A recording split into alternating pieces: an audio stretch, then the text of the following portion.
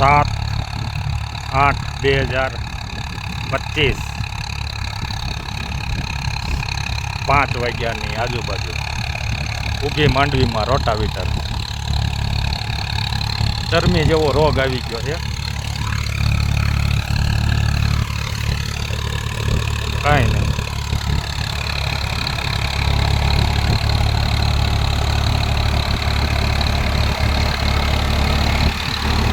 તાલુકો જસદણ, જિલ્લો રાજકોટ, ગામ માધવીપુર.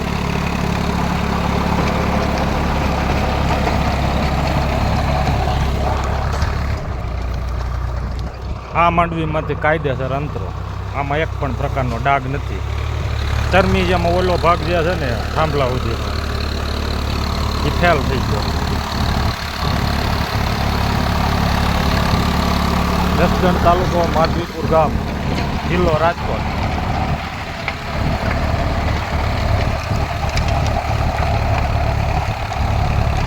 અહીંથી અહીંયા લગન ઘેરો ફેલ થઈ ગયો થાંભલા સુધી. એકદમ પીળી થઈ ગઈ છે અને ઓલી જે સામે દેખાય રોટાવેટરની સામે નહીં જાય એમાં કાંઈ વાંધો નહીં. ચરમીની જેમ રોજ ને રોજ આગળ આવતો જાય. નથી મૂંડા. 2 વખત આમાં બેક્ટેરિયા નાખ્યા છે,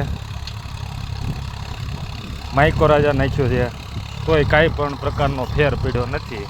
સાવ ડેમેજ થઈ ગઈ છે. જો ચોટી મૂળ સાવ કમો તૂટી ગયું છે.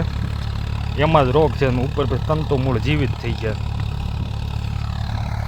લગભગ 4 વીઘા જેવું હશે. અહીંથી અહીંયા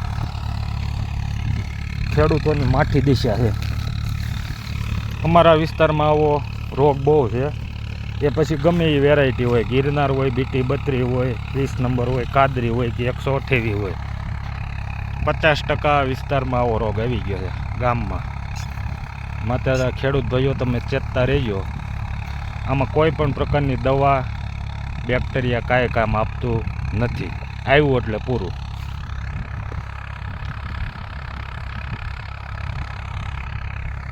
ખેડૂતોને રાતા પાણીએ રોવાનો વારો એવો.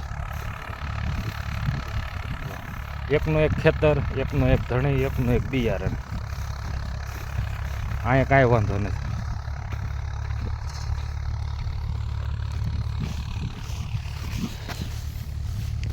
જો આમાં શું વાંધો?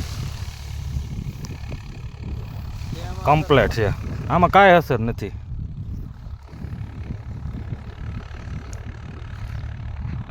ખેડૂત છે હરેશભાઈ કાકડિયા. આ ખેડૂતની મોજ હો ભાઈઓ તો. આ ખેડૂત જ સહન કરી શકે. કોઈના બાપની તેવડ નથી. વેપાર મારા દીકરા કે મંદી આવી, આમ થયું તેમ થયું. આ તમારા બાપા ખેડૂત દાંત કાઢી શકે, બીજાનું કામ નહીં. જય જવાન, જય કિસાન.